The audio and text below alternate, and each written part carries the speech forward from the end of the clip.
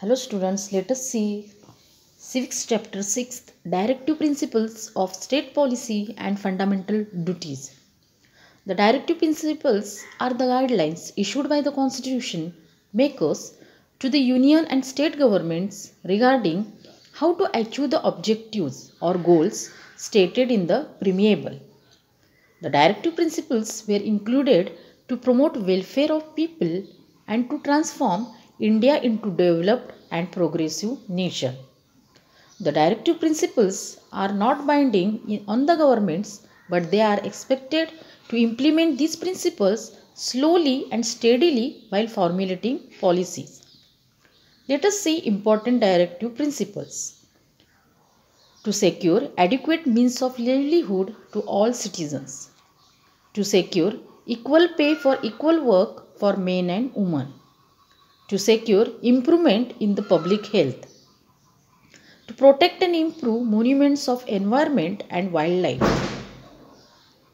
To promote the educational and economic interest of the weaker sections, especially the scheduled caste and scheduled tribes. To offer assistance to unemployed senior citizens and in case of sickness, etc.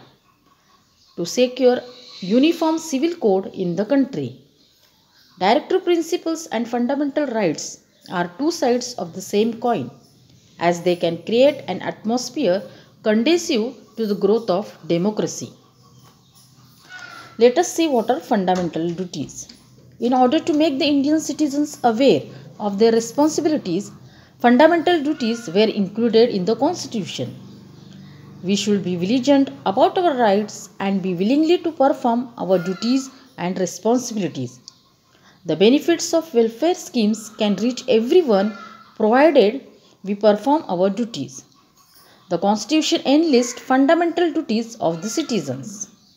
Some of these are to abide by the Constitution and respect the national flag and national anthem, to defend the country and render national service, to protect and improve natural environment, to safeguard public property and to abjure violence, to preserve the rich heritage of our composite culture, to cherish the noble ideals of the freedom struggle, to protect, uphold sovereignty, unity and integrity of India, to promote harmony, spirit of brotherhood and respect, dignity of woman, to develop scientific temper, spirit of inquiry and reform,